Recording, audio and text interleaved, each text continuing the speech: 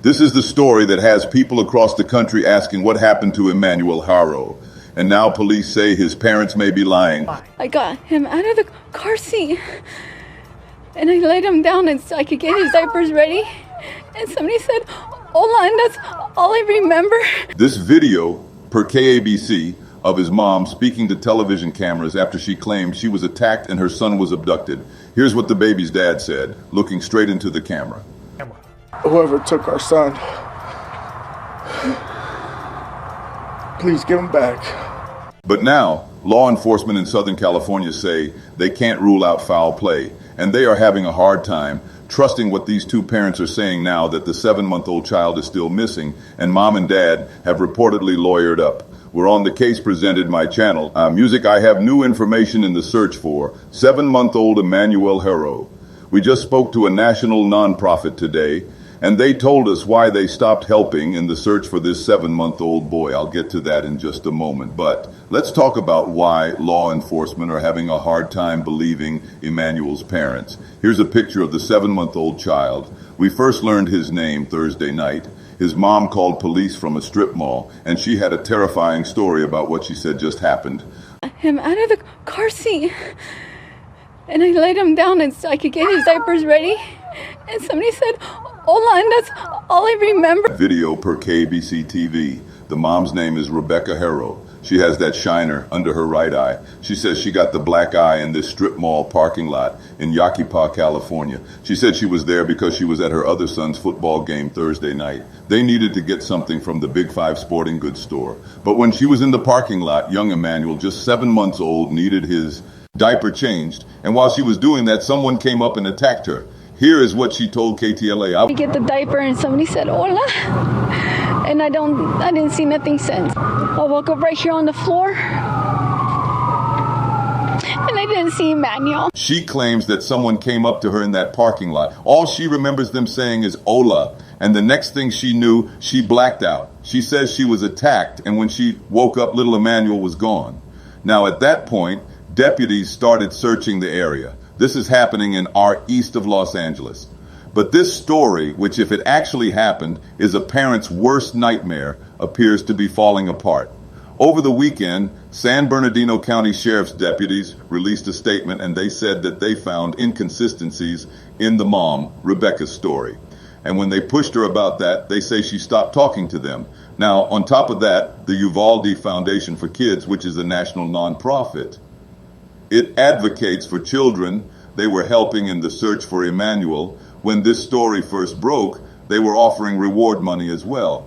But in light of this news from law enforcement, they are no longer helping in the search. Silent T-Crime and Crime Whisper reached out to the nonprofit, and this is what they told us. Quote, "We are receiving information that Emmanuel was not even reported to have been seen at the football game. The mother alleged they were all at, as an eyewitness report, that the mother's apparent bruise acquired during the attack at the Big Five was in fact acquired previous to the incident. We're awaiting further confirmation from law enforcement. All of these, coupled with our previous notes, have led to our decision."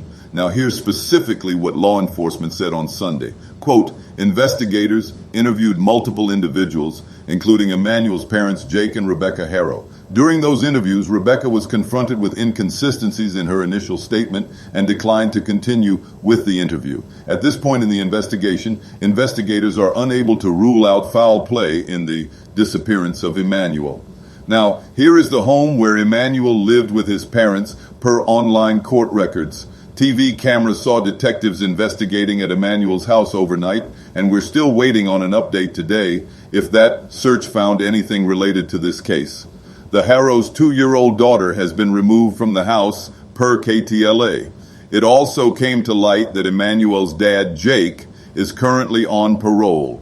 He was convicted in 2023 of cruelty to children that was related to a 2018 arrest.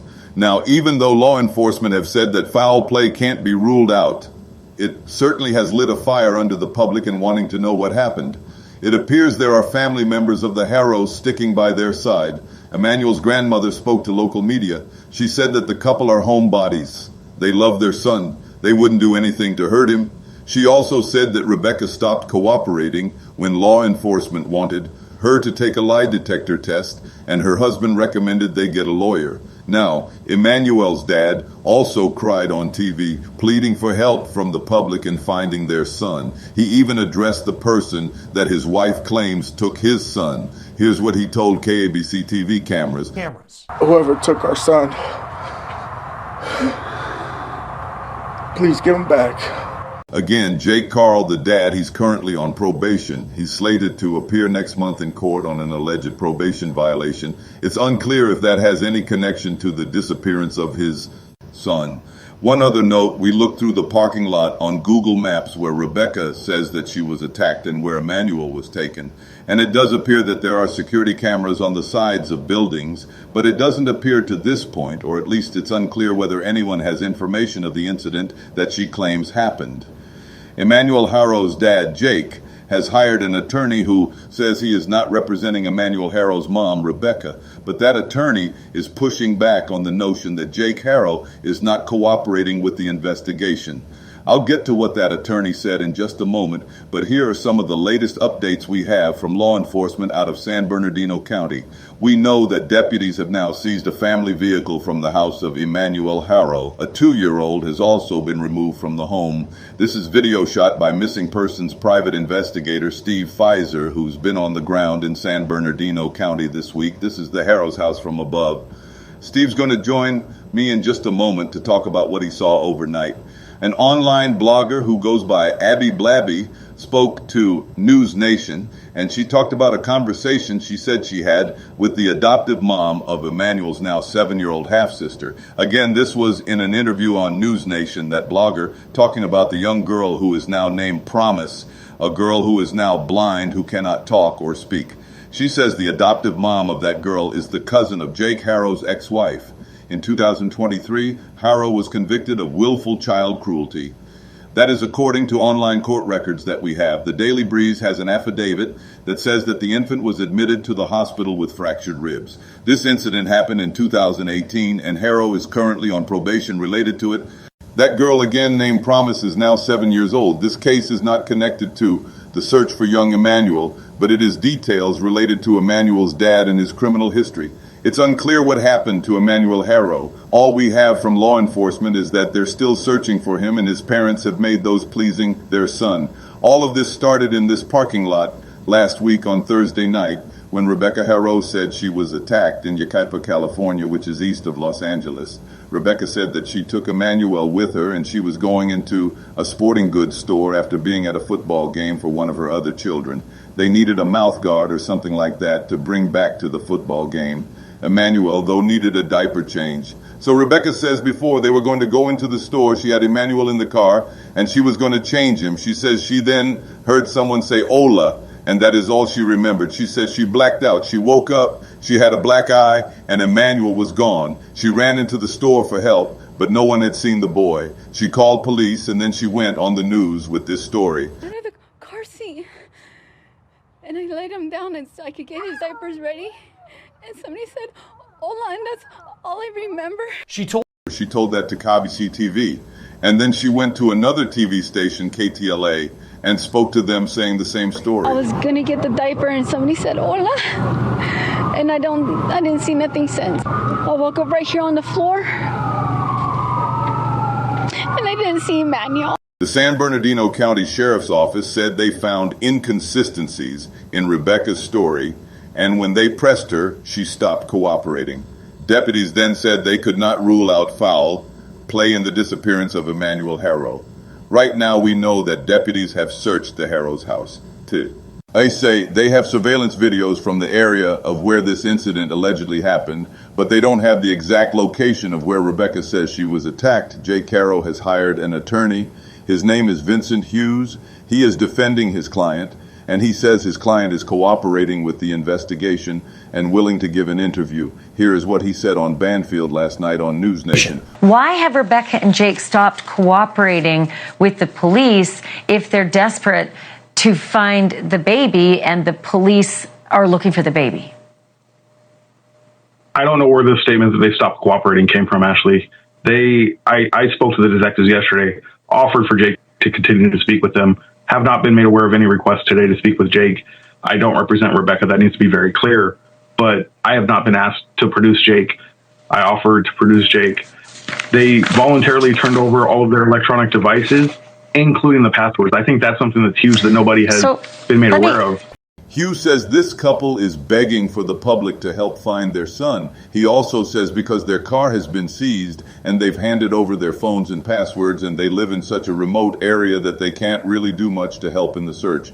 That attorney was very clear in the interview. He is only representing Jake Haro and not representing Rebecca.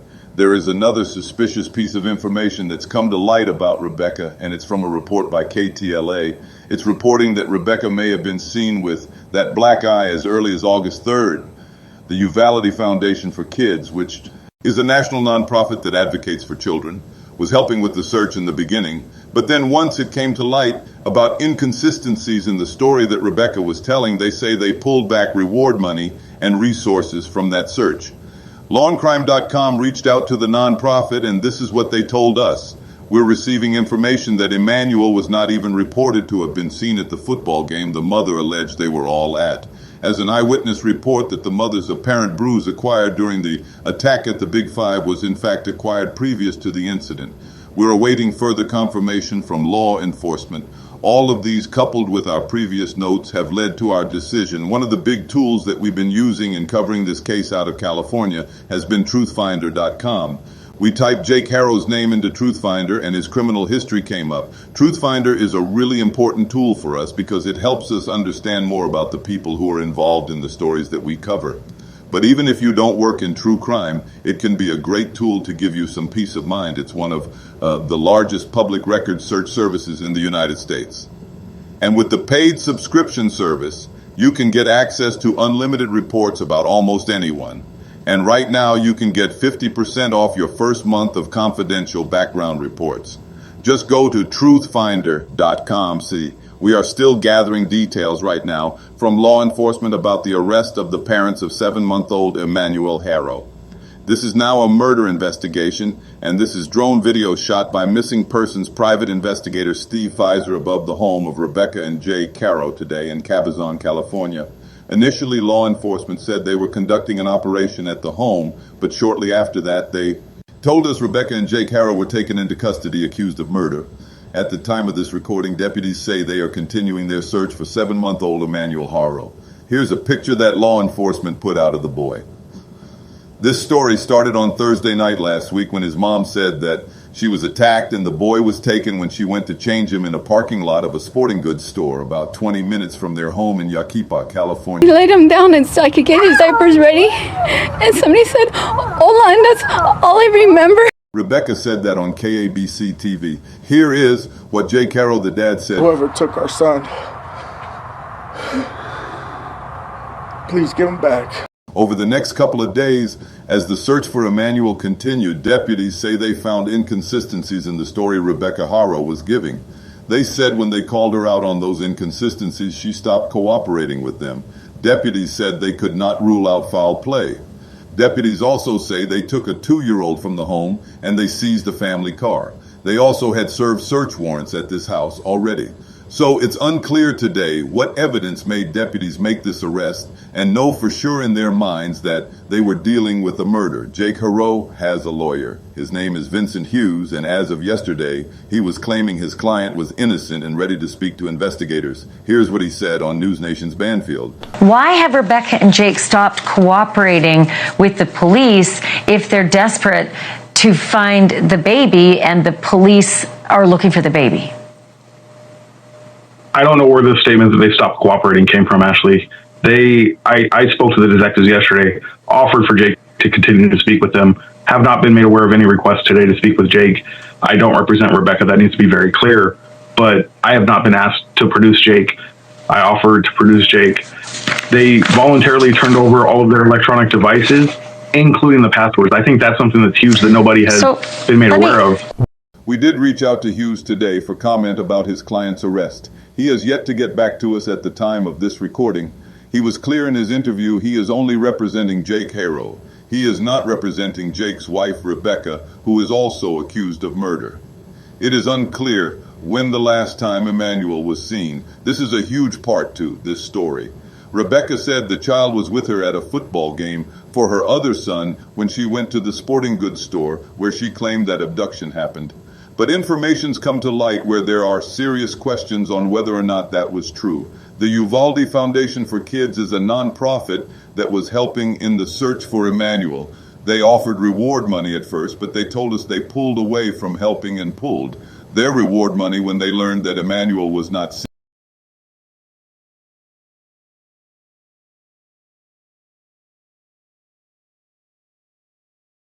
Enforcement and the public.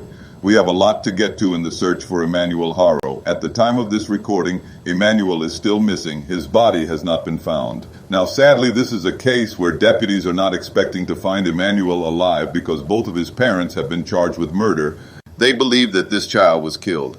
Here are newly released mugshots for Jake and Rebecca Haro. Both have been in jail since Friday morning in Riverside County, California. They were arrested by the San Bernardino County Sheriff's Office.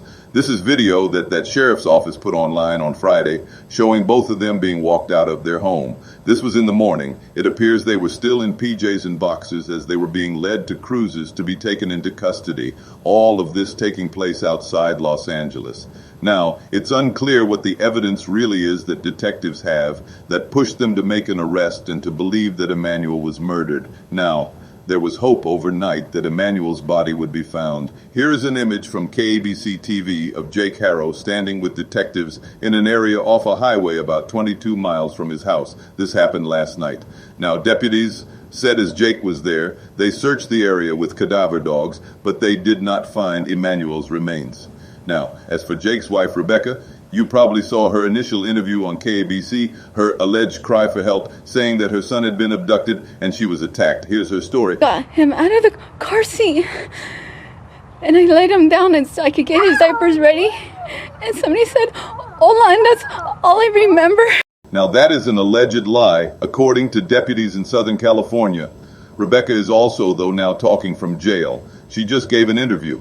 It was posted actually around the same time that Jake was out with detectives. And before I get into what she is now saying, let me remind you how she and her husband went public with their alleged crocodile tears more than a week ago. Let's play that soundbite by Rebecca again. Got him out of the car seat, and I laid him down and so I could get his diapers ready. And somebody said, "Hola," and that's all I remember. So there's Rebecca, like hyperventilating on KABC. That was on August 14th. I will note the television station says they didn't see any tears in her eyes as she gave that emotional soundbite. She claims that she and Emmanuel went to a sporting goods store in Yaquepa, California, Thursday night after they were at a football game for the Haro's other son. Before going into the store, Rebecca claimed that Emmanuel needed a diaper change, so she went to change him. And that's when she heard someone say, "Hola." The next thing she knows, she says she was on the ground and Emmanuel was gone. Now, she had the black eye to prove it, right? That she was attacked. Well, that story seems to really be falling apart. We've been told that that bruise looks like it had been healing for a good amount of time. And it's come to light that she actually reportedly had that black eye nearly 2 weeks before her call to law enforcement and her story of this alleged abduction. Here's what Jake Haro said to cameras from KABC as well. Whoever took our son, please give him back. At first, you had people in this community rallying around this family. I mean, if this was a true story, this would be terrifying, that this boy would be abducted in the parking lot of a sporting goods store and his mom assaulted. But law enforcement, in the hours after, the days after that story, was first told, they say they found inconsistencies in what Rebecca was saying, and they confronted her about it. And that is when they say she stopped cooperating with the investigation. In the days after that, law enforcement served multiple search warrants at the Haro's home in a rural part of Southern California. You're looking at drone video here by missing persons private investigator Steve Fisher, who has come on this show multiple times with us as he has been following this case from Southern California. You can see members of law enforcement in this drone video taking bags of evidence from around the property. Now, this couple in TV interviews, they appeared to be a unified front sitting next to each other, calling for more to be done and hoping that their son could be found. But then last night, A very interesting development, because on the same day that you had Jake out searching with law enforcement, or at least standing there as they searched, again, they didn't find Emmanuel's body as they were searching in an area with Jake Haro. Rabeeca yesterday did an interview with a reporter from the Southern California news group, and she, according to this interview, is not giving up her story. She said, quote, "I will not give up. I will not give up on my baby." She maintained that she is telling the truth, that she was assaulted and Emmanuel was kidnapped. The reporter did note that the black eye, it's still noticeable, but it has significantly faded under Rabeeca's face.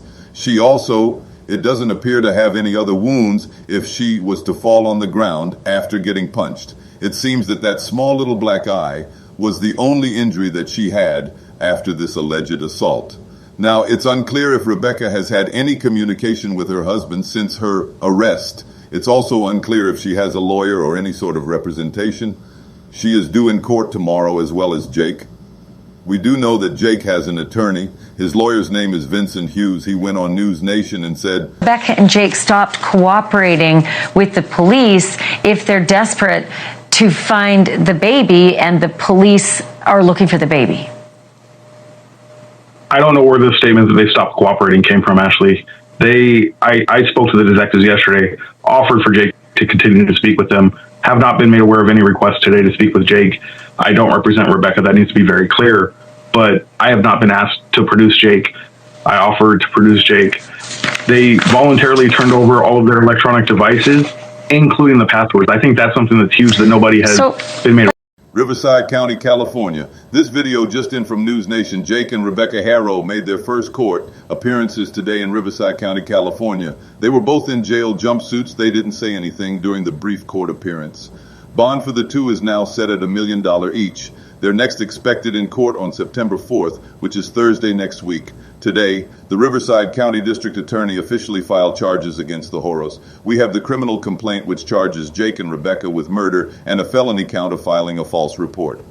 In the documents under the murder count, it says that the Haros killed the child, who's only identified as Baby Doo, sometime on or between August 5th and August 14th. Now, the 14th was when Rabeeca claimed she was assaulted and Emmanuel was taken from that strip mall parking lot in Yaquipa, California. This is the first time, though, that we have seen law enforcement identify that date of August 5th. This document also has a paragraph talking about how this is a case of alleged domestic violence, and previous acts of domestic violence could be used as evidence against the Haros. Both were arrested on Friday last week. A SWAT team took them into custody from their home. When this story first started, the couple allegedly tried to point the attention away from them, claiming that 7-month-old Emmanuel was kidnapped after Rabeeca was punched in the face and assaulted, blacking out in a parking lot in Yaquipa, California. Here's what both of them told KABC. "Whoever took our son, please give him back. Got him out of the car seat and I laid him down and so I could get his diapers ready. And somebody said, 'Hola.' That's all I remember." The TV station did note that they did not see tears in Rabeeca's eyes. Law enforcement said that the story just didn't add up. They couldn't rule out foul play, but then days later the two were arrested, and this case went from being a missing persons case to a search for remains in a murder investigation. On Sunday, there was a major development. This is a picture of Jake standing in an area off a highway about 22 miles away from his home. He's in a jail jumpsuit. He's standing with detectives. And that really is all we know, or all law enforcement have confirmed. They haven't said why they went to that area, and they haven't said anything about what Jake may have told them since being in custody. But shockingly, on the same day, Rabeeca spoke to a reporter named Brian Rocco, a Southern California news group. And Rabeeca from jail is sticking to her story, saying that she is the victim of an assault and that her young boy was kidnapped and she wants him to be found and for people to be out searching for him, even if law enforcement and seemingly the rest of the world say that's a lie. We have a couple big updates to give you today in the case involving Emmanuel Haro. The Riverside County District Attorney said that he has an idea of where Emmanuel Haro's body is, and he also has an idea of what happened to Emmanuel Haro at the hands, allegedly, of his parents. DA Michael Hestrin held a news conference Wednesday alongside law enforcement who have been working this case. And not only did we learn more about the search for Emmanuel and the case against his parents, we also learned more about a previous child abuse case involving Jake Haro that goes back to 2018, and the DA did not hold back in saying the judge gave Haro a break and it was a bad decision. Now, before I get to that part of the story, let's get you the latest on where things stand right now in the search for Emmanuel Haro and the case against his parents. This is video per News Nation of Jake and Rabeeca Haro in court on Tuesday. They're now officially charged with the murder of their 7-month-old son. Their court hearing on Tuesday was a brief one. They didn't speak. They didn't show much emotion or enter pleas.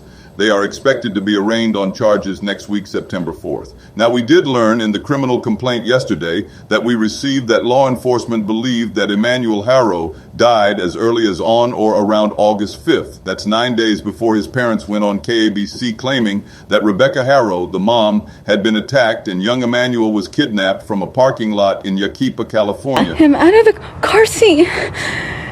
And I laid him down and so I could get his diapers ready. And somebody said, "Hola," and that's all I remember. Whoever took our son, please give him back. Jake and Rabeeca Haro are also facing a felony charge of filing a false report. Law enforcement today said it was within 24 hours that they knew, in their opinion, that the Haro story just wasn't true. A major update from today's news conference was when the Riverside County District Attorney was asked if he had any idea on where baby Emmanuel's remains are located. This is per News Nation. Yes, we have a pretty strong indication of where the remains of baby Emmanuel are. That investigation is ongoing at this time. The DA wouldn't go deep into where that is, and he wouldn't flat out say that they know where Emmanuel's remains are located. Now, you might remember this image per KABC of Jake Haro with deputies off a highway about 22 miles from his home on Sunday. The remains of Emmanuel weren't located at that time. Now, when asked about what happened during that search and why Jake Haro was out there, the San Bernardino County Sheriff said they were getting some level of cooperation from the suspect, but he would not go into more detail. But then a bombshell report today per the Uvalde Foundation for Kids. It's a nonprofit that was originally helping in the search for Emmanuel Haro. And they told us that they've learned that Jake Haro confessed while in jail. They say Haro confessed to a Perkins informant. That is an undercover law enforcement officer posing as a fellow inmate. Now, we're working to get comment from law enforcement about that and confirm if they'll tell us if Jake has actually confessed. It does appear, though, at least at the time of this recording, his wife, who is being kept at a separate facility, she is sticking to her story. At least she was on Sunday when Jake was out with deputies because Rabeeca Haro gave an interview to a reporter with the Southern California News Group from jail. And we spoke with reporter Brian Roos on Tuesday, and here's what he told us. She said she, stuck to her guns. I gave her every opportunity to say, well, Jake was behind it, or, I'm a victim of domestic violence. Gave her ample opportunity to change her story. It's unclear what Haro specifically said in jail, but we did just learn from the district attorney how they believe baby Emmanuel died. More now per the cameras of News Nation. The filing in this case reflects our belief that baby Emmanuel was abused, a victim of child abuse, over time, and that eventually, because of that abuse, he succumbed to those injuries. Another part of this news conference was information on a previous child abuse case involving Jake Haro when he was married to someone else. It happened in 2018. Haro's then 10-week-old daughter, just an infant, had to go to the hospital while she had broken bones, and Haro was charged with cruelty to children. In 2023, he was sentenced in the case, and the DA says the girl, who's now 7 years old, has lifelong injuries because of Jake Haro. She is bedridden. She can't talk. She has other challenges in her life, all because of the man who allegedly then murdered his 7-month-old son. Now, for as horrific as that 2018 crime was, Haro didn't go to prison. He was given a suspended sentence.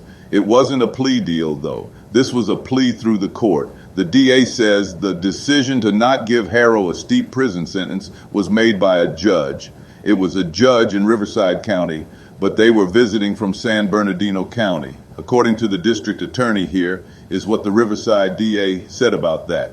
He has been on the job since 2014. So this was a case that his office prosecuted. The judge decided, as is the judge's right to do in that case, he decided that Mr. Haro deserved an extra break and gave him probation and basically 180 days of work release, which ends up being like community service. I will say that it was an outrageous error in judgment by this judge. The Haros are being held in separate jails, and again, they'll both be in court on September 4th. Get to my conversation in just a moment with the reporter in Southern California, who may be the only person who has spoken with both Jake and Rabeeca Haro since their arrest nearly a week ago. The Haros are being held at separate facilities. This is video per KTLA of when they were in court this week in Riverside, California. Both parents are charged with murder and a felony charge for filing a false report in the disappearance of their 7-month-old son, Emmanuel. Yesterday, the Riverside County District Attorney said Emmanuel died of prolonged child abuse. The filing in this case reflects our belief that baby Emmanuel was abused, a victim of child abuse over time, and that eventually, because of that abuse, he succumbed to those injuries. That's what we believe. You'll hear what Jake Haro said in response to that in just a moment. There was also a report that came out yesterday that Jake Haro confessed to an undercover law enforcement officer in jail. Confessed to killing his son is what the report said. This is from the Uvalde Foundation for Kids. It's a national nonprofit that helped with the search for Emmanuel before law enforcement said that the parents were lying. News Nation also came out with a report saying that Jake Haro had confessed to killing his son. There were a lot of similarities in the reporting between News Nation and what the foundation was saying. But in the News Nation report, they said that Jake Haro admitted to this informant to rolling over in bed and killing Emmanuel that way before throwing his body out in the trash. At the start of the news conference yesterday, the Riverside DA said it was important for him to speak because the Haros were the ones who spoke first in this story. They went on TV back on August 14th. This is video per KABC. Got him out of the car seat and I laid him down and so I could get his diapers ready and somebody said hola, and that's all I remember. Whoever took our son, please give him back. The Haros appeared to be a united front up until their arrest on Friday last week. This is video from the San Bernardino County Sheriff's Office of deputies taking the Haros into custody. But now there appears to be a shift in what each of them are saying since they've been in jail and separated. Brian Roos spoke to Rabeeca Haro on Sunday last week in jail. He works for Southern California News Group. He says that Rabeeca told him that she was attacked in a parking lot in Yaquipa, California, and Emmanuel was abducted. The very same story she told in that local news interview and to law enforcement going back on the day she said that Emmanuel was kidnapped. It's important to note that law enforcement believed that Emmanuel died as early as on or around August 5th, which was roughly 10 days before the news report that Rabeeca and Jake said where Rabeeca was allegedly attacked in that parking lot in Yaquipa. But on that same day that Brian Roos talked to Rabeeca Haro in jail, Jake Haro was out in the field with deputies who were searching for Emmanuel. This is an image per KABC.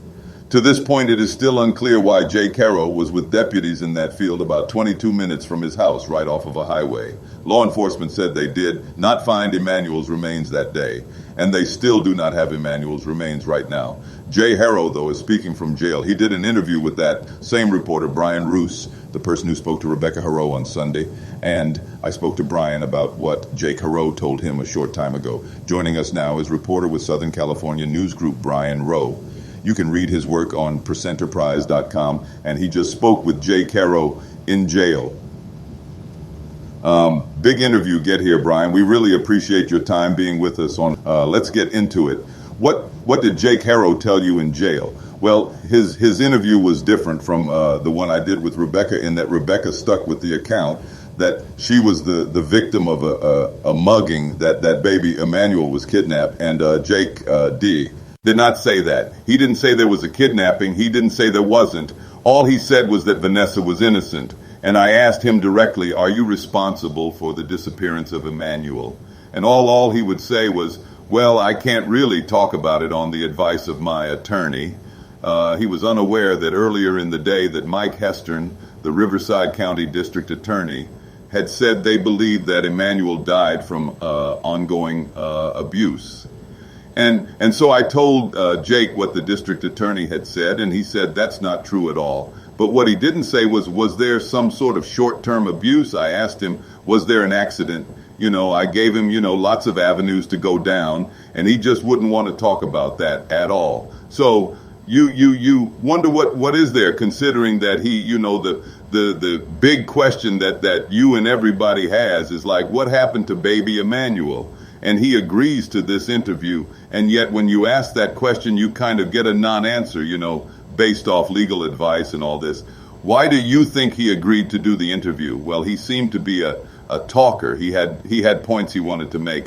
And the way I approach these interviews is always, I'd like to tell your side of the story in our newspaper. And for a lot of people, that's just irresistible, especially when they feel like they've been wronged, or maybe sometimes they feel like they can say something that would be favorable to their situation. But what he really wanted to talk about in length was his 2023 conviction, where he pled guilty to willful child cruelty.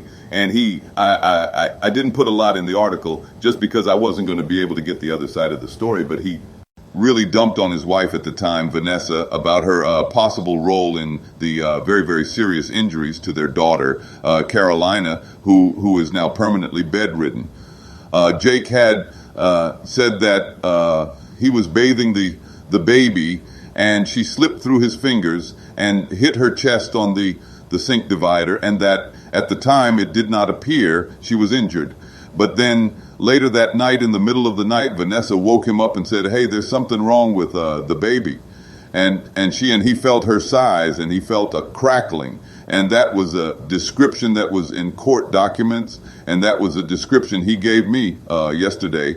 And he made various accusations about Vanessa, about her suitability as a mother, and about her, the way she was conducting herself that night.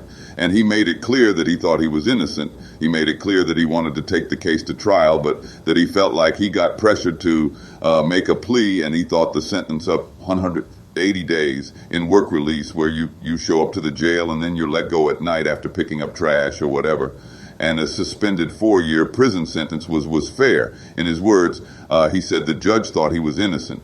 Now, I plan to get the transcript from that hearing and find out exactly what was said. Yeah.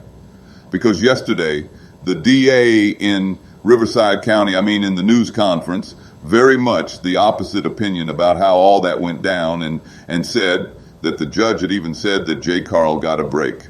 And the incident happened in 2018, and then the case is done in 2023, which was an interesting timeline. When you spoke with J. Caro in jail, what stood out to you about his body language? He was sweating. He was wiping his face. Of course, he's in a jail, and it's 100 degrees out there in Banning, so I don't know what sort of air conditioning he had in there. He didn't seem scared. He didn't seem worried. He seemed more about getting his point across about how he felt like the district attorney was. And other investigators were making the assumption that just because he had the 2023 conviction that, he must have killed baby Emmanuel. He feels like that they made that leap without evidence. And so that's what he's concerned about. But he wanted to talk very definitely. Did he, even though he gives kind of the well and the advice of the lawyer, I can't really talk about that. And then, like, sometimes for me in an interview, maybe you try to take, you go left and they say not there. And then maybe there's other little pieces you can try to peel away. Like, did he give any nugget whatsoever that stood out to you as far as what we've heard? He was on TV saying, please bring my son home. And then now he's in jail. Did he say anything that kind of stood out to you, that kind of pieced together what he might think happens, or no? Obviously he knows what happened. Yeah, obviously these are, he acknowledged that these are very serious charges. He acknowledged the people that have been calling for his hide, the people on social media. He really didn't offer much about, the search, resuming the search. We've gone back and forth. He was cooperating. He was not cooperating, depending on who you talk to. And he said he was fully cooperating, and that dovetails to something that the San Bernardino County Sheriff, Shannon Deacon, said at the news. conference that they had been receiving cooperation from suspects. So whether that included Jake Haro saying, I buried the baby out by the freeway, I don't know. Jake wouldn't address how he wound up with the investigators out in the Badlands there, as they're called on that brushy hillside. It seems like there's something there that he's not saying, and it's more than just, well, Emmanuel was kidnapped, but I can't jump that far ahead. Yeah, because it's yesterday you have the big report comes out from News Nation, and then there was this nonprofit that had sent us a note, the Valdi Foundation for Kids, which were involved in the search early. Then they weren't, and then, both it seemed very similar, that there was this jailhouse confession. They said the informant, a Perkins informant, which I'd never heard of, who, according to the report, they go and they sit with Jake Haro. It's actually a law enforcement officer, and he spills it to him saying the report said that Jake had rolled over on Emmanuel. That's how he died, and then they put Emmanuel's body in the trash. Law enforcement has pushed back on that and said that that is just not true. Was there anything in your conversation with him and in covering this story that stood out to you when that first started to make headlines yesterday? Yeah, I was unaware of those reports at the time I spoke with Jake. But looking at the reports, one was that supposedly that Jake had, they had killed Emmanuel and they put him in the trash. And the other one on that show from the same person was that Jake had buried Emmanuel out in a rural area. And the reporter on that said he double-checked, triple-checked with his sources, and he believed both accounts to be true. But the odd thing is both can't be true. It has to be one or the other. And now law enforcement is saying neither of them are correct. So, it comes back to when people use unidentified sources for information, you really need to think hard about whether that's true. I mean, we at the Southern California News Group are very, very, very reluctant to use anonymous sources unless we know that the person is in a direct position to know, and it's something that we might be able to confirm later on. So it's hard for people, as you've seen with all the vloggers and bloggers and amateur online sleuth and so forth, putting forward their own theories about what's happening, and private people trying to organize search parties. It's very difficult for the public to be patient and wait for law enforcement to do their job and to get to the bottom of the things, which they eventually will. Thanks for watching my video. Please stick with us for more information. Please hit the bell icon.